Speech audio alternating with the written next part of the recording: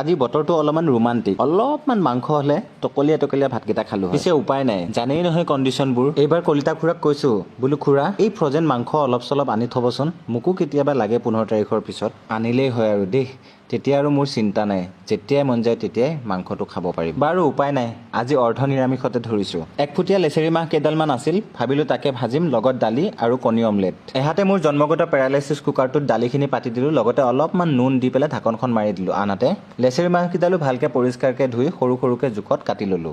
আৰু এইফালে মোৰ নাটক ষ্টাৰ্ট হ'লেই নহয়।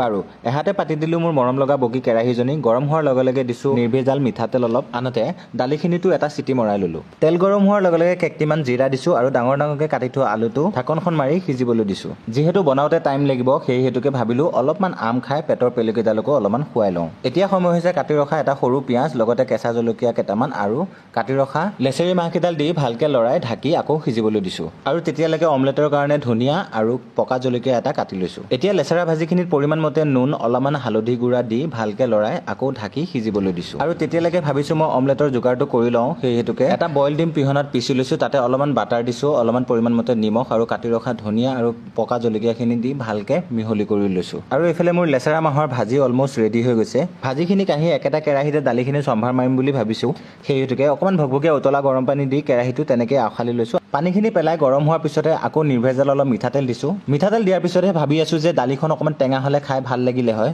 ঘপককৈ মনত পৰিল ৰুমত থাইলেণ্ডৰ অলপমান থেকেৰা আছে। থেকেৰা বিচাৰি থাকোঁতে আধা তেল বাষ্পীভূত হৈ গ'ল। উপায় নাই, তাতে কেইটিমান পাঁচফোৰণ, দুটা শুকান জলকীয়া আৰু হালধি দি দাইলখিনি চম্ভাৰ মাৰি দিলোঁ আৰু তিয়াই ৰখা থেকেৰাখিনিও দি ভকভককৈ উতলিবলৈ দিছোঁ। আনহাতে মোৰ জন্মগত পেৰালাইচিছ কুকাৰটোতো জাপানী জহাকেইটা পাতি দিলোঁ। এতিয়া এটা কণী ভাঙি লৈছোঁ, তাতে দিছোঁ কাটি ৰখা ধনিয়া আৰু পকা জলকীয়া, লগতে অলপমান কেঁচা পিঁয়াজ দি ভালকৈ ঘুটি লৈছোঁ। আনহাতে মোৰ জন্মগত পেৰালাইচিছ হৈ থকা কুকাৰটোতো চিটিটো মৰুৱাই ল'লোঁ। এইফালে মোৰ প্ৰেছাৰৰ চিটি মৰাৰ লগে লগে চিষ্টেমটোও গম পাই যায় যে দাদাৰ কাম হৈ গৈছে, মোৰ আৰু ওলাই যোৱাৰ সময় আহি পৰিছে। আজি পাঠক ছাৰৰ দৰৱ পাৰি ল'বলৈও চান্সে নিদিলে। বাৰু সেৱা ভাগ কৰি ডাইৰেক্ট অমলেট বনাবলৈ লৈছোঁ। অমায়িক পেনখন গৰম হোৱাৰ লগে লগে তাতে 1 চামুচ বাটাৰ দিছোঁ আৰু অকণমান ৰেড চিলি পাউডাৰ দি ঘুটি থৈ দিয়া কণীটো দি দিছোঁ। তাৰ ওপৰতে দি দিছোঁ পিটিকি ৰখা বইল কণীটো। ৰুমত যে চিলি ফ্লেক্স আছে সেইটো দেখাবলৈ ওপৰতে অকণমান চিলি ফ্লেক্স আৰু অলপমান জালুকৰ গুড়া দি অমলেটটো ৰোল কৰি দিছোঁ আৰু ৰেডি হৈ গৈছে আজিৰ স্পেচিয়েল বাটাৰ কণী অমলেট। চাওক এতিয়া মই পৰিৱেশন কৰিবলৈ লৈছোঁ। এহাতে লৈছোঁ অলপমান লেচেৰী মাহৰ ভাজি, এহাতে লৈছোঁ স্পেচিয়েল কণী অমলেট আৰু অলপমান আমৰ আচাৰ, লগতে লৈছোঁ থপথপীয়া টেঙা দালি।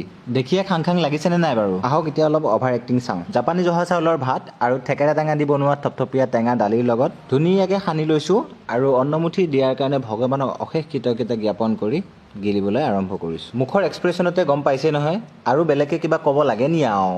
মই খাই লওঁ দেই।